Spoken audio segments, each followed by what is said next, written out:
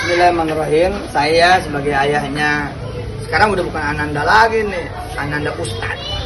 Ananda Ustadz Haji Rizky Maulana. Amin.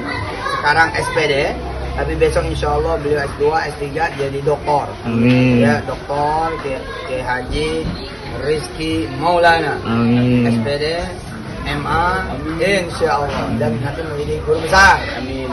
Dan Ananda Rizky ini masuk tahun berapa ya? 2010 angkatan ke-6. Udah bisa nulis buku loh. Ini judulnya Tiap Hembusan Nafas Bernilai Ibadah. Dan ini buku insya Allah akan mengingatkan saya dan kita semua yang membacanya, jangan macam-macam. Setiap hembusan nafas itu adalah karunia dari Allah. Dan setiap karunia pasti dituntut pertanggungjawabannya. Digunakan untuk apa?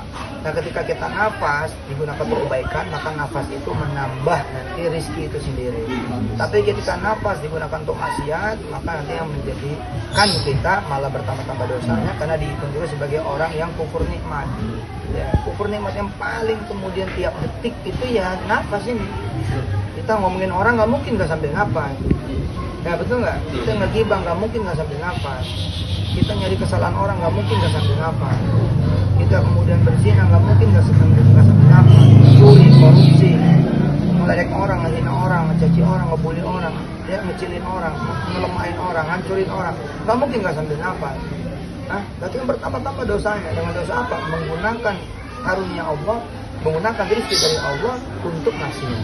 Maksiatnya sendiri, dosanya sendiri udah ada harganya. Nah, ditambah lagi dengan itu. Tapi jangan khawatir, sebaliknya juga. Ya, lewat buku ini insya Allah kita akan belajar bersama dari Ananda Rizky yang sekarang sudah menjadi penulis buku. Selamat.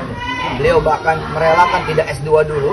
Beliau dari UI, diterima S2 di UNJ, tapi rela tidak kuliah dulu agar berkhidmat dulu kepada alumninya, kepada alma maternya, kepada anak-anak tahfiz yang menjadi halakohnya beliau di Darul Quran. Oh, appreciate banget. Nah, dengan demikian kalau kita pakai cara berpikir seperti itu, maka apa yang terjadi? Setiap hembusan nafas yang dipakai ibadah dan dipakai amal soleh, bertambah-tambah pula. Udah mana ibadah dan amal solehnya ada harganya, ditambah lagi dengan harga syukur. Lain syakartum, walain syakartum, nggak ada orang sholat nggak pakai nafas, nggak ada orang haji nggak pakai nafas, nggak ada orang berzikir nggak pakai nafas, nggak ada orang memuji Allah Jalla Jalaluhu bersolawat kepada Nabi-Nya dan memuji manusia, memuji ciptaan Allah, memuji alam. Nggak nafas nggak mungkin, pasti dia bernafas, betul nggak? Nggak ada orang-orang yang kemudian menolong orang, membantu orang tanpa nafas, nggak ada orang bekerja juga. Berusaha, berdagang, berniaga, dan bersilaturahim nggak nafas nggak mungkin, pasti nafas. Dan itu semua selain ada harganya, ada harga syukur juga. Jadi tolong diingat sebagai kesimpulan pengantar dari saya dengan izin Allah ayahnya Rizky ini apa? Sebagai pimpinan juga umum dari Darul Quran apa?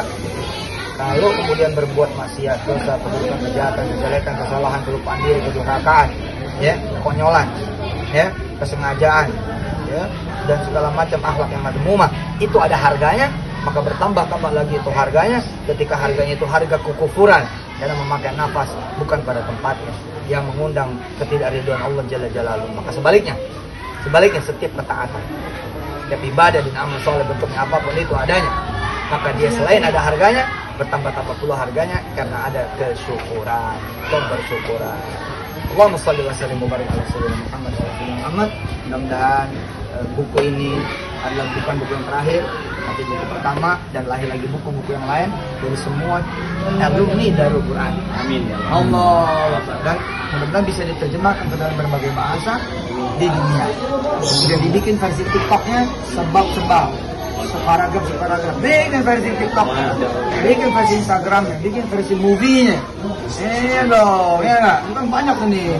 Bahkan ada zikir-zikir di sini nih. Ada zikir-zikir, ada kemudian bacaan-bacaannya ini ada lah. Makasih, selamat, semoga barokah. Dan adalah dulu ayah punya pengalaman royalti pertama buat Allah Jalla Jalaluhu. Oh, buat kita nak kaya. Selamat ya. Wah, Nabi.